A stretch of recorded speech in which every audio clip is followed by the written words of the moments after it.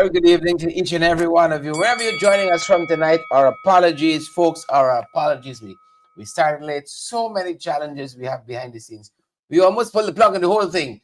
We couldn't leave you guys hanging this evening at all. So much to discuss. Sanctions on the PPP. More sanctions on the PPP. Folks can't catch a break. Folks can't catch a break. Jagdu has a press conference happening earlier today. And as he is talking and condemning other people, the U.S. Treasury Department is condemning people associated with his government. Sanctions. Well, works for us. Works for us. Good evening to each and every one of you. Irwin Don, sanctions. Cheryl, sanctions. Shalon, sanctions. Coming down on the PPP, the folks can't catch a break.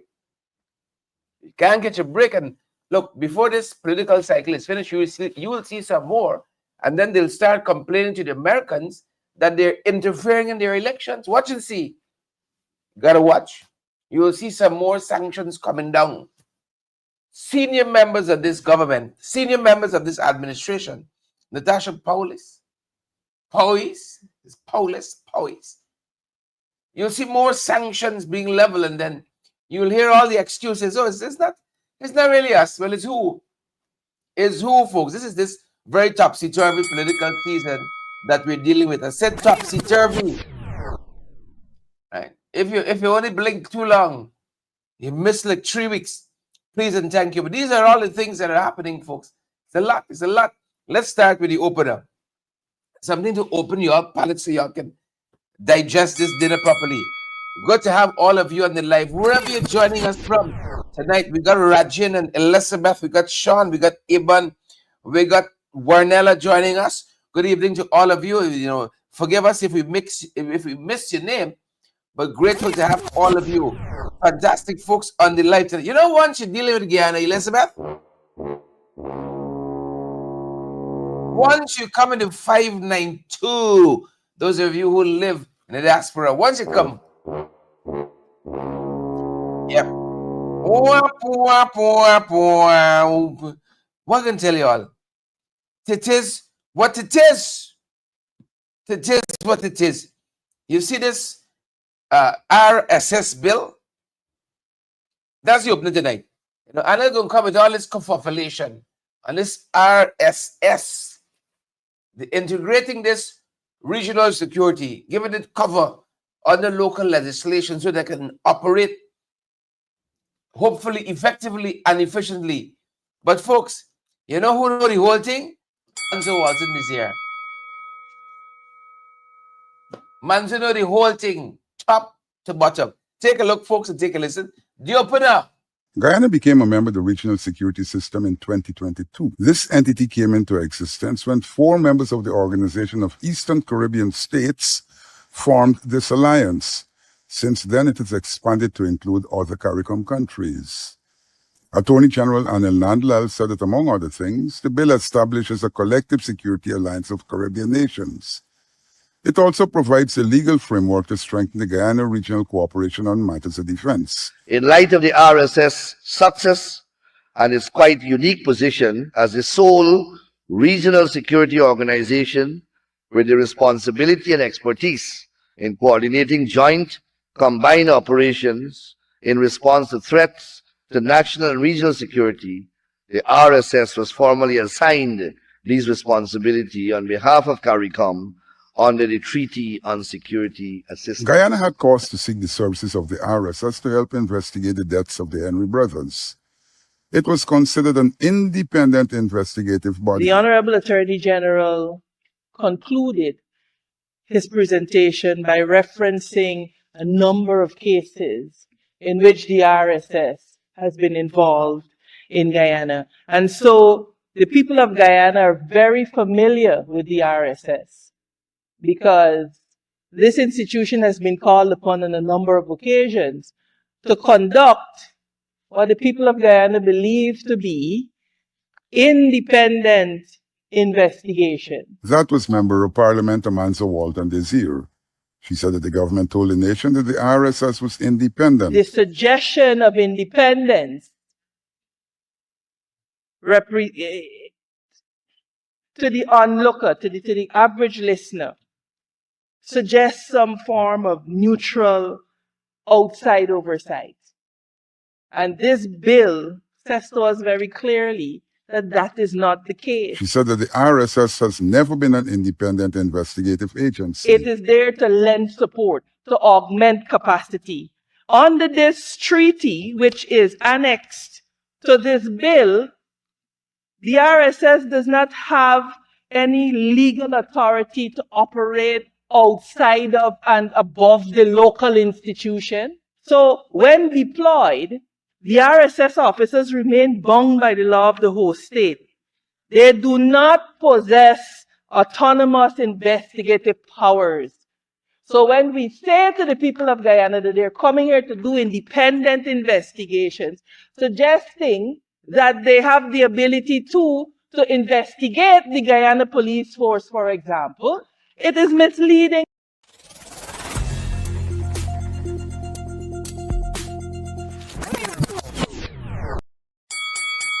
Welcome back, folks. Welcome back. It's misleading.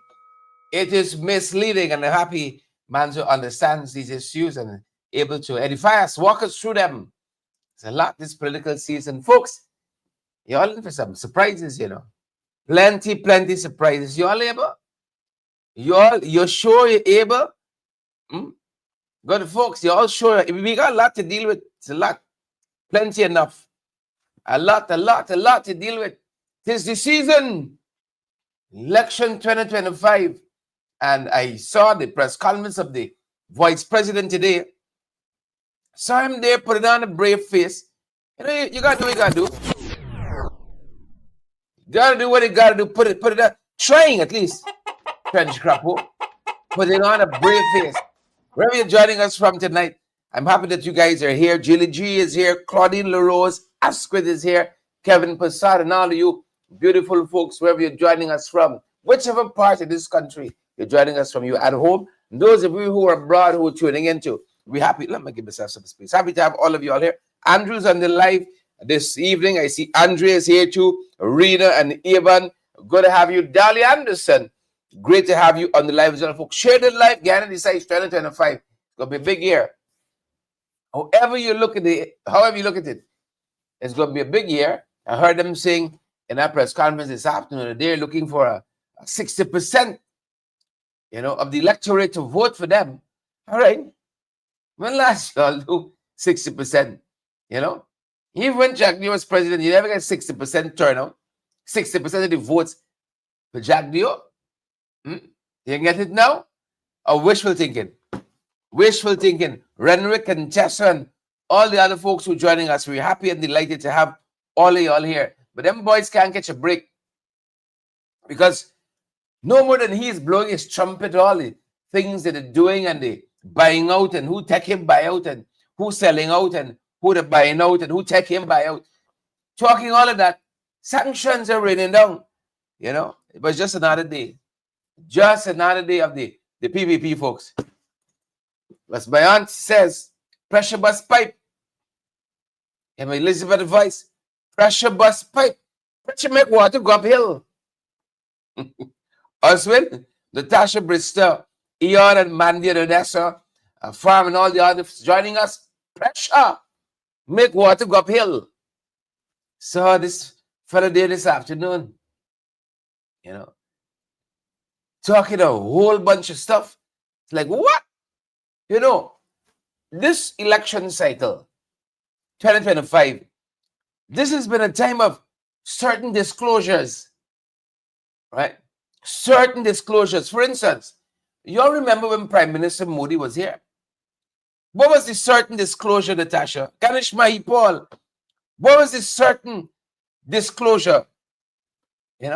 We're seeing some disclosures right now that on August 25th, BJ might get his own sanction package. His own sanction package. How many of you are like me? I'd love to see some of them in an orange suit. Orange would pull out the color. The color hit the big ball head there. Pull out the complexion good. Certain disclosures. Y'all remember when Modi came? What happened? Pressure bust pipe, pip, pip. You see some children You hear rent a child and all kinds of things. Those were certain disclosures. I mean, I was shocked. I still trying to catch myself. You know, where is sharing land from? Right?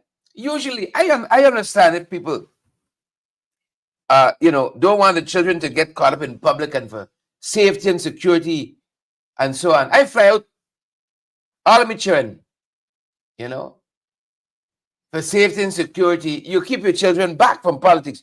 You understand that, Janet O'Neill? But we saw some ready-made children. I mean, when you're doing these things, you gotta prepare. You can't just spring these things from people. I keep telling you all how you break news to people, especially news of a certain kind. You're sitting down.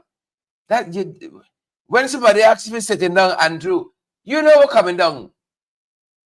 Right? Is anybody there with you? Joel, Amrita, Avril, Iban, is anybody there with you? You start preparing yourself. All right, something coming down here now. Those who have the tears must be prepared to shut them. You're coming down, you're coming down, you're coming down. Pressure bus pipe. Pressure bus pipe. But we can circle back. We can circle back to some of that. My God, in one government, those of you who joining us from the diaspora, yaga your own problems, so. Y'all know yaga your own problems. We can circle back to these certain disclosures. Hold on. We're going to circle back to these certain disclosures. We're going to circle back. But what happened to Trump and Elon, the bromance? It is concluded. Everybody saw this coming. Everybody saw it coming. Besides Trump. The love affair, the whirlwind romance. They said the hottest love got the coldest end. I lived it. Spend the night, got a t-shirt. The hottest love. To mark the spot when I knew I loved the girl. Hottest love. The whole thing broke up now. None of them boys throwing barbs. Who on Epstein list and the files and low energy and high IQ. My God. We see this movie before. We didn't like it the first time. Nothing has changed. We have seen this movie before. We did not appreciate it. The cinematography, the acting, the nothing. We didn't like it the first time. The second time, same thing. Top to bottom. I saw somebody said, Wilbur said the love got sour. Yeah. Sometimes it's like that. Sometimes it's like that. I'm reading, sometimes love take a long time. You ever find a way? Sometimes it come, as Martin Carter says, some poems come full blown like the wind. Sometimes it comes like that. And sometimes it takes a long time. It takes a long time. Father of his mercies. So we're watching that. And if that is not cataclysmic enough, Trump, like some people, don't get too comfortable. It's a rolling stop. we got Lambo Gate. Now it's Trump and Musk Gate. Thank you, folks. It's a rolling stop. Don't get too comfortable. Don't unpack your bags. Hang me that long. Right? People saw this coming. Old people got the foresight. They got the experience. You can watch 10 miles and say, this ain't gonna last. My mother told me that. Somebody I was seeing years ago, teenager, now smelling myself. She said, when the lady gave me the news, gave me the prophecy, give me the word of knowledge, I said, what she know? I can show she. Right? All now the lady got 4 children and 2 husbands. I still lay watching. Hear my mother's word come to me. Big people ever just give you a little emotion like that. You know the whole story. You know the whole thing. Bromance. Everybody saw it coming. The crash accident, not accident. Accident or crash. It's a hybrid. It's a crash accident. Everybody saw it coming. And now it's playing out on the world stage. Don't get too comfortable with Trump. Don't pack your bags. Ain't gonna be long. You can sail out. So that's happening. And then we saw them also reinstituting some of the travel bans. You know, there's a lot happening, folks. Right? You all know it's plenty enough happening out there. Right? So today in, tomorrow out. Don't get too comfortable. That's why I had in some other places on my bucket list I want to see. I want to see the Orient. Okay, folks? I want to see some exotic places. I want to see one set of place all the time. Right? Give me some different destinations. So they're telling us here, 12 countries. Right? 12 countries are now barred from entering the United States. And the U.S. citing national security concerns.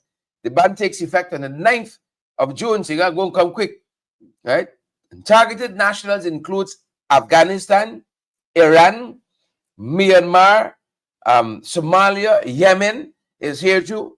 And they said some countries are partially restricting entry from 7 additional countries, partial restrictions.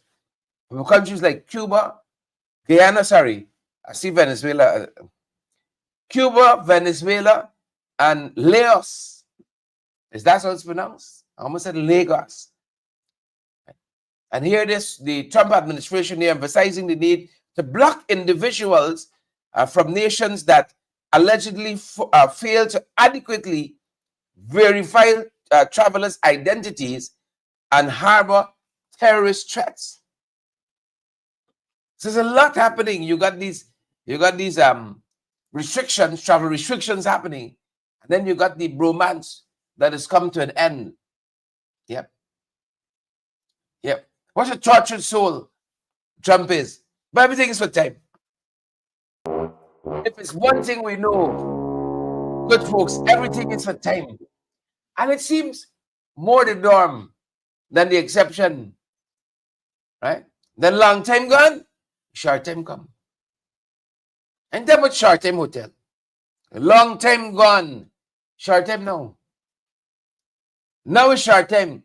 So what it took eons to expose 23 years ago, now people can know like that, thanks to the advent of technology.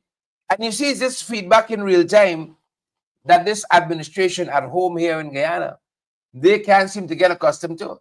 This instant pushback of the Guyanese people. You know, in this silly season, a lot of people shifting one way or the next. That's okay. By the time we come out of it, some of y'all can catch y'all sense. I just want to tell y'all, when the coalition government go back in, I don't want to hear nobody come running telling me, why to vote for y'all? And I seen thing with my own eyes set up here. Right. I to vote for y'all, you know. And now y'all throwing things at us, throwing shade at us. Look, if you want to go, go. Right? Don't cry for me, Argentina. Some friends we had, some friends we lost along the way. Brother Bob sang that many years ago.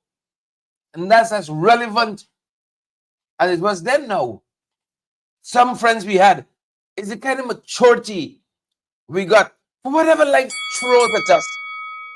The vicissitudes of life. We're going to survive. Old people say rat, lizard in the tail, rat in the tail is part. And you got to make it. So we're going to survive. But folks, in the midst of that, in the middle of that, you know, you got all kinds of things happening. News breaking, and, you know, all manner of things. What are we going to do? Pay some power, we're going down. We're going down. Now look story here. Them boys never had a handle on COVID. You remember when Trinidad had to tell us we had a variant here? Oh, they said, no. Everything's under control. Everything is under control. We got this. And then Trinidad had to consistently tell us as they were testing our travelers passing through and in transit, right? Oh, you got a variant here. And you know the amount of variants we've had. The amount of crons and this and that, Omicron and this cron and that we've had in COVID. And now the authorities are telling us they're seeing a proliferation, a spread of a new COVID variant and yellow fever. Now it used to be one or the other, but in typical PPP fashion, they lashed us with everything. Yeah, it's kill, they're trying to kill me. It's some votes are trying to mine us just like that, you know. But you got to hold strong, right? You got to hold strong. Ensure that you take your vaccination, your booster dose. Oh, we know the whole thing so well. Your social distance, you're washing your hand, what have you. Your interactions are at a minimal, right? Some of you might believe you got to eat pineapple or what have you. You know, some of you well cured with the alcohol. They said alcohol and so on to sanitize and so on. You inside sanitizing for years. COVID got nothing for you. COVID got one damn thing for you. But the ministry says now that they are monitoring. Right? That's the word on the ground. They're monitoring the spread of they're seeing a surge rather. That's what they're telling us. They are seeing a recent surge in this variant MB181. Right? PPP, this variant, this disease, this sickness, COVID, PPP 181. I mean NB181. Same thing, same difference. And it's urged, the ministry rather is urging citizens to be vigilant as the COVID-19 cases rise. And they're trying to say it's not only here, the Caribbean and internationally as well. Right? Symptoms linked to this new variant, the NB181, range from cough. Now, I must warn you. What is that syndrome people have when you start calling symptoms, you start feeling it? Some of y'all says Obia, but it's just Obia is scientific, right? The exact phrase is slipping me now. But once you start calling the name of the thing, people start feeling, you know, say if I say Bigfoot is a symptom, you feel your foot tingling right away. Right? You feel your foot scratchy right away. And you got into, you know, sanitization. don't get your sore throat. One of the symptoms of this new variant, N as in nut, NB181, cough, sore throat, and fever. More severe issues, they said you could experience shortness of breath and diarrhea. You know, we're seeing some people right now thinning out before, all right. You know, and it's not diarrhea. Some folks disappearing before our eyes. You know, disappearing, getting fewer and fewer. The other day I saw somebody, a government official. What's your name again? Proposition something. I hear the lady voice. I looking for her. I can't see her. What's this? I hear this. Okay, I know about this preposition practicing here now. I hear in the lady voice, but she's thinning out, you know, disappearing with all kinds of things we got to deal with. So y'all be careful out there. Please and thank you. Be careful out there. And as though we didn't have enough, my God, the carnage on the roads and the waterways, like you would not believe. Carnage. Just this morning, you know, they're telling us young man lost his life. We got to slow down, good folks, so we arrive alive. Slow down and let us arrive alive. Right? As I said, crash accident. You know, Ghana has the most dangerous roadways in the world. I'm certain you know that by now. And then we're in tech and learning. 28-year-old Kevin Backus met his demise on the Queenstown Public Road on the Essequibo coast. He came down that way yesterday morning. Right? They said he died last evening. Following this collision along the Riverstone Public Road there in Region 2. Bacchus, they said, was driving a canter truck, reportedly lost control while allegedly driving in a zigzag manner, and he collided with an excavator while allegedly, he collided with an excavator being transported on a trailer before striking another lorry. All right, so multiple things happening there at the same time. Our thoughts and our prayers with the family of 28-year-old Kevin Bacchus. Folks, we got to slow down, right? We got to slow down so we arrive alive.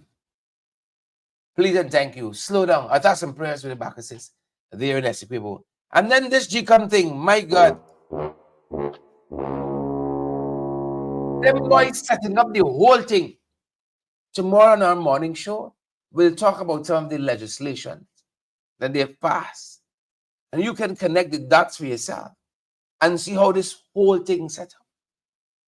The amendment of the Boards and Debt Act, the amendment of the ROPA legislation concerning residency requirement. You know, we can walk you all through and show you all. What you see with broad daylight. You know, our elders told us back in the day, don't take lamp stick, candlestick, go look from nighttime. The thing is right there. It's right there. You know, GECOM commissioners met with the press this afternoon as they emerged from a meeting from the inner sanctum regarding Elections Commission. And it was being said that they walked out of this meeting while the stall election matters pertaining to the impending elections. Right? There's some clarity offered there, and then you can hear some of what actually took place. You know, I had a little nephew who used to talk about the real truth. You know, he said, Uncle, hear the real truth now. Hear the real truth. Right? Take a look, folks. Take a listen to some of what transpired as Vincent Alexander and others emerged from that GECOM meeting today. Some of the issues at stake. Take a look, take a listen. It was reported in the press or in the media that we walked out from a meeting where electoral matters were being discussed. That's part of the truth. The reason why we walked out is because the electoral matters were not being discussed. And in fact, other matters were on the agenda. And we feel that at this time, it is critical for us to address electoral matters in time for them to resolve impact on the election. Interestingly, those matters, according to the chairperson, were not on the agenda because we were awaiting a response from the Attorney General. We got a response today from the Attorney General, and some of those matters were the matters that took up the entire day meeting in terms of discussions. So, we are of the view that our action imposed upon him to respond so that we can get on with the business of GECOM. And so we discussed those matters today, and what would be useful for me to do is to give you some ideas how those matters are panned out. The first matter we discussed was certificate of employment. That is a matter where we feel that every polling agent should be given an opportunity to have a certificate of employment if he or she is working away from where he or she is entitled to vote. Because the Constitution clearly says, and the court has been saying, that there should be no impediment to a citizen being able to cast his or her vote. So if somebody goes to work in Cameroon who comes from West Ham, obviously they can't vote unless they have a certificate of employment. Today a decision was taken that it is the function of the political parties to facilitate those persons voting, and the GECOM will be of no assistance in that regard. We had proposed that there could be legislative change to provide for those persons to vote either by certificates of employment or proxy. It has been rejected by a poultry majority. The question of domicility. Again, it has to do with the law specifying that someone has to be resident for a year and domicile. The practice has been to take the 1 year and not to consider domicility. We've insisted domicility should be defined. We're unable to come to a conclusion in this matter. And what was last concluded was that the status quo, which is registering people who are 1 year resident as Commonwealth citizens, will continue until such time as we can resolve this matter. Of course, that does not point to a resolution before elections. The other matter was incarcerated persons being allowed to vote. On the question of incarcerated persons, the chairman sought to suggest that there is some law that forbids the public or anyone from speaking with prisoners, and therefore we don't have the facilitation to allow them to vote. We argue that there is no need to speak with prisoners, that the list of the incarcerated can be compiled the same way in which the list of discipline services are compiled, and they could vote on that day without us touching the prisoners. Apart from the fact that we don't agree that the law forbids people from speaking to the prisoners, because there are a whole range of committees of all sorts that interact with prisoners. And when we talk with prisoners, we're also including people who are on demand, whose lawyers can speak with them. So it's a nonsense to say that the law forbids it. In any circumstance, there is a scenario where they can be dealt with without having to speak with them. The chairman said that she's going to go back and review this situation and have it brought to her attention subsequent time.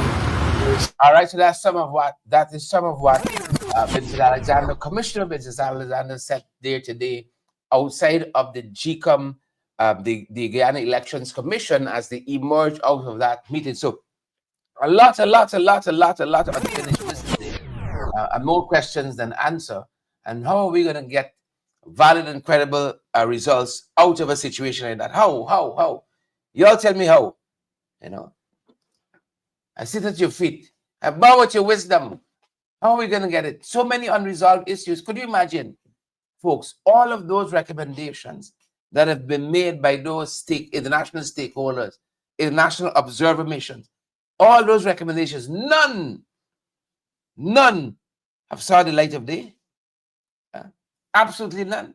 What kind of country is this? What kind of country is this? Sanctions is a sanctions country. Clear as day, shock. I know today, Vice President, as I said, talking, but the AFC talking, but APNU, Team Mohammed, Ashradin Mohammed, right? And it's the way he does it. They're not important. Hour and a half later, he's still talking about the opposition forces in the country. I'm not going to waste my time with them. 45 minutes later, still on the subject matter. He's a hypocrite. He's a hypocrite. Today, you had certain exposures. Senior policeman Hemnat Shah was sanctioned by the U.S. government, by the U.S. Treasury Department, but by and large by the U.S. government. But listen to this. It's like an oxymoron or an oxymoron, depends on which school you went to, enunciation and pronunciation. It's like an oxymoron. I like that one. A policeman who traffics in cocaine. Those are the allegations behind these sanctions. That's it. Plain and simple. Cocaine trafficking. Them boys come back. You all know, within the last 5 years, you have had the most cocaine interceptions coming out of this country. Within the last 5 years, record cocaine interceptions from Guyana. Wasn't it just recently? Was it a month ago? Was it 4 tons of cocaine? Yeah. Was it Region 1? Right. Perhaps it's just coincidence.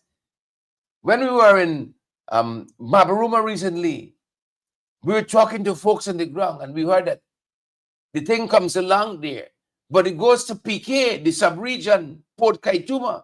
That's a hotbed. They said this was the command of Region 1. Him not sure. Commander of Region 1. He's now in charge of projects for the Ghana Police Force. Sanctioned today by the U.S. Treasury Office for Foreign Assets Control, OFAC. And it listed Shaw among several others individuals facing these sanctions for alleged narcotics trafficking. Right? And we heard that Shaw has a lot of files for them boys upstairs. A lot of files for them. So we learned that he was sent on administrative leave after the sanctions broke by OFAC. Shaw has been sent on administrative leave. Is that enough? Is that enough? But as I said, he's been listed among some others. He is leading list. Senior policeman, you know. Senior policeman, senior superintendent in the Ghana Police Force. Said he's very close to the administration. Tremendously close. We saw also Paul Davy sanctioned as well. A fellow, you might know this fellow here, Randall Mark Cromwell, also known as Diamond, and also known as Demon. No, he is very close. Here I tell you, he is very close. Y'all remember how May was in the Central Executive? Right? PPP people getting sanctioned Wild West in this country. Wild West. The Americans know the business. The Americans work quietly. They would like to know. They would like to keep a step ahead. And that is why when you see Her Excellency Nicole Terrio and so on, smiling with them and so on, and they feel like they're nice, right? What was Nicole Terrio doing yesterday? They didn't know this thing they're bearing down. Just like the last time. But I want to make the point. Mark Cromwell, also known as Diamond and Demon and all these call names, he's very close with the powers that be. Very, very, very close to the PPP administration. Policeman after policeman. We see under their tenure, Ropes and Ben's tenure of the Ghana Police Force get sanctioned. So when they try to paint it as though it's businessman Arjun Mohammed alone, he was sanctioned as well. But several policemen and other business leaders in this country, right? And I believe it's not because of the Mohammeds, people getting sanctioned. It's because of the association with this installed regime. So Mr. Randall Mark Cromwell, as I said, who has a very, very close relationship with the PPP, he was sanctioned too. And then you had also Parika businessman Randolph Duncan. He's not family. I tell you one time. I save you all some fact checking. Right? He's not family. Right? So you had him and Diamond and Cromwell. And then the policeman, of course, sanctioned. More coming down. And I'm telling you this, when the other sanctions come, you'll hear them saying the Americans interfering in the election. They want to give Aubrey edge. You'll hear the cry coming. It's coming, but the people just doing the work. When they have sufficient information, boom. The people doing the work. So the boys going down. Just like me. I want to see the PPP now have to come out about a statement or something like that. Maybe Jackie will have another press conference with Bordes. Right? And disavow Cromwell. We're watching them, but we know that it's very, very extremely close to the installed regime. You know, today in this press conference, remember I told you about certain exposures? I had a shock of my life today. As Vice President Jagdeo was asked about his relationship with Ashuddin Mohammed, the billionaire businessman running for president. He was asked about his relationship, and like it hit him, like it hit a nerve. No. When you know who you are, you don't have to go thinking your chest. So like the certain exposures, how we were shocked with the church, well, today I was equally shocked. Because y'all know Nathan, Forbes, and John Samuel. We don't know what we don't know. We don't know what we don't know. So I was shocked tonight. I was shocked this afternoon when I heard these certain exposures. You know, the reporter asked the relationship. To me, it was a simple question. You know, but a lot of people carry a lot of feelings these days. To me, it was a simple question. All right, thank you, sir. My other question, this is relation to your personal relationship, or should I say past relationship with Mr. Mohammed. What was that relationship? You're asking me about it. Tell me, what was the relationship? I'm waiting. I'm relaxing here. Kind of relationship. Business I like or personal? Women. I like women. There is no relationship there. What kind of relationship are you talking about?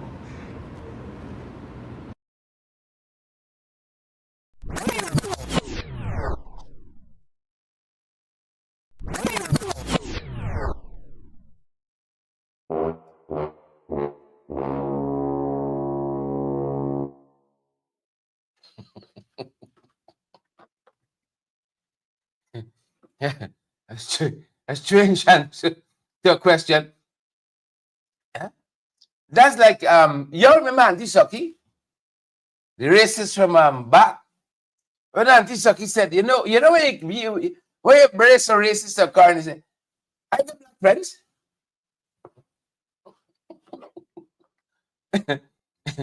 you know, I got black friends. When you know who you are, you got going to shout it. You know, the proof of the pudding is in eating. Just like that. Y'all saw that. No, you could tell. Old Biden called the word women in a long time. Here, woman. You hear that's sing-song slur. Right? I like woman. Like, you should have practiced it a couple times, you know. You should have practiced it. I like woman. And you notice the anger? I know lots of you who like women and men and so on. You got some past experiences. You got some triggers. You notice the trigger, the anger? It's like 0 to 6, whoop. Where it come from? And like, I understood it, you know, you all were friends, you did business together, you all knew each other. Right? I mean, it's Pride Month, but where is this coming from?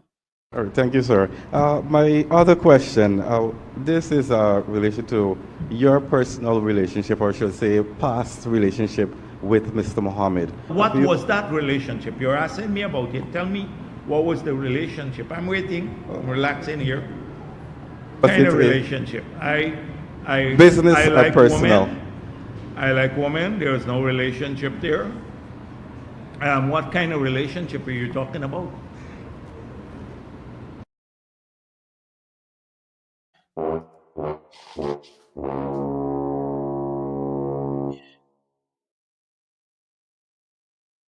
All right, let's move along, folks. I was shocked. Certain disclosures. I was shocked. The question about the Lambo came up. And people want to know why Irfan dodging questions from the media, not from Birdness them, right? Not from Deadwire. Why is he ducking from questions? Why is he hiding from questions? On the Lambo gate, why was he receiving invoices? Why was he acting as the intermediary between GRA and taxpayers? Did he receive funds on behalf of GRA? Did he receive taxes on behalf of GRA? He ducking the questions. And then you got this ferret here shielding him. And he won presidency again, you know. And they're so corrupt. The administration is so opaque, shrouded in secrecy, bad governance, terrible governance, as a matter of fact. Terrible governance. And so the thing was like, how would you describe it? You know? How would you describe it? Pressure but spike. So the question was asked, you know, what is it, Jagdio, with this invoice and Lamborghini and, you know, the presidency paid 25 million. He deputized one time, supplant the, is it commissioner there at GRA? He supplanted the fellow one time.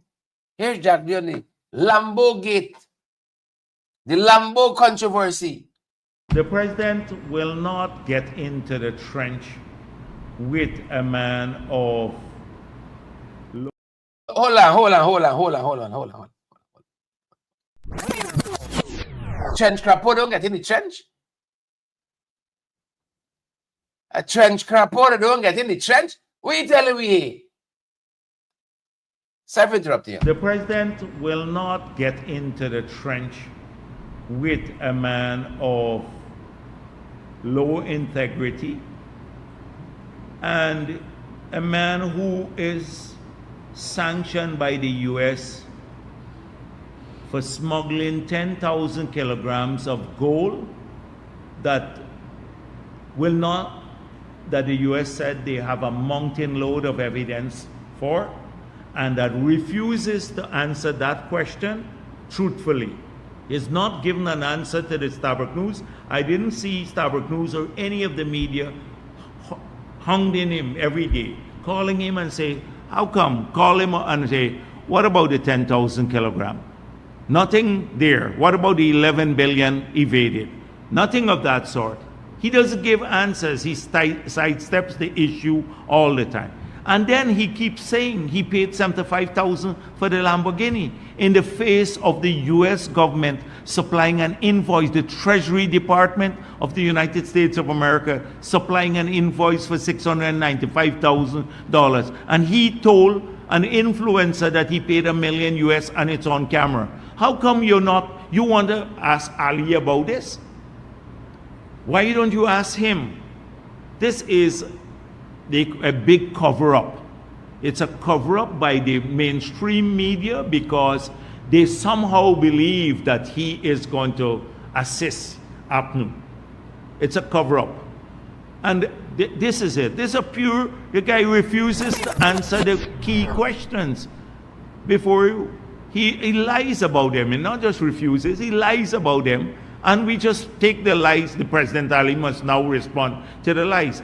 President Ali has already responded. That's enough. That's enough. That's the end of the matter. You know, for some of that answer there, for some of the answer, I didn't know if it's Ali talking about or Azruddin. You know, he lies. You know, he doesn't answer the question. He's running from answering the question. I don't know for most of it. It's who is, you know, it's who he's talking about is Azruddin or Ali. And I says Ali. He lies. You know, they don't know. He's not answering the questions. Right? Even ducking. Starbuck News trying to get here fun.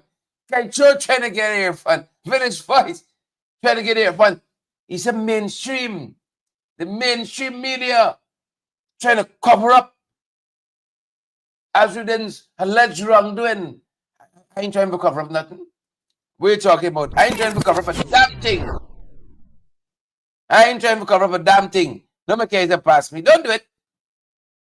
The closer, folks. The closer. Don't do it. Share the damn light, folks, and smash that emoji button. The closer. The closer. I did tell you. We did talk about COVID and what COVID did. You all be careful out there. You all be careful. Tell me the symptoms, the coughing, the big foot, the chicken, what have you. Look, be careful out there. Be careful out there. The closer. Adam, where thou? The closer. You got a little learn to do over time, but we know y'all gonna forgive us. Take a look and take a listen. The closer. We say goodbye when we come. According to reports, the infectious diseases hospital has been closed. Member of Parliament Coretta MacDonald said that COVID and dengue are on the rise in Guyana. The COVID hospital or the infectious hospital is closed. And I don't know why they would have closed that hospital. Now, that hospital was supposed to be maintained there so that when we have persons with dengue and persons with typhoid and persons with all kinds of things, you send them off there so that you're not going to have them at our regular hospitals, which, by the way, you know, Georgetown Hospital collapsing, Lenora Hospital collapsing, West Ham Hospital collapsing, New Amsterdam Hospital collapsing, the one in Linden collapsing, but yet you have closed the infectious hospital. She said that this hospital is the only one of its kind in the country. Dr. Mark Devonish also noted the outbreak of diseases in the country. So now we have a new variant of COVID.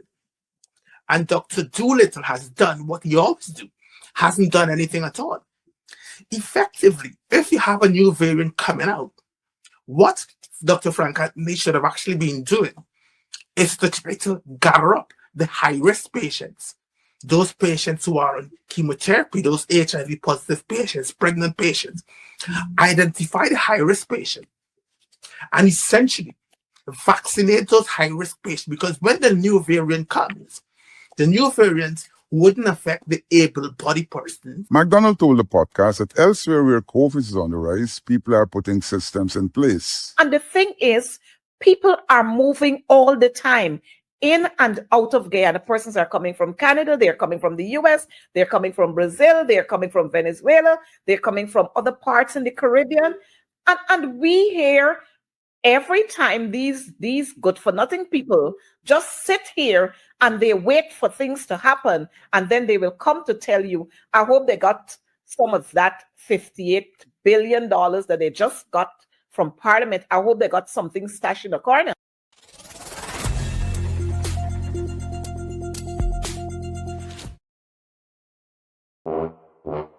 You gotta watch them, folks. You gotta watch them. We're gonna see you guys on the next one. We gotta watch them. We're gonna see you guys in the next one. Thanks for joining us this evening, staying a little bit in the overtime with us. Lester and Mark and Luan and Joel and Dolly and all the other folks joining us at home and abroad. Thank you so much. It means the world to us. That's our time tonight, and that's our program. See you guys on the next one.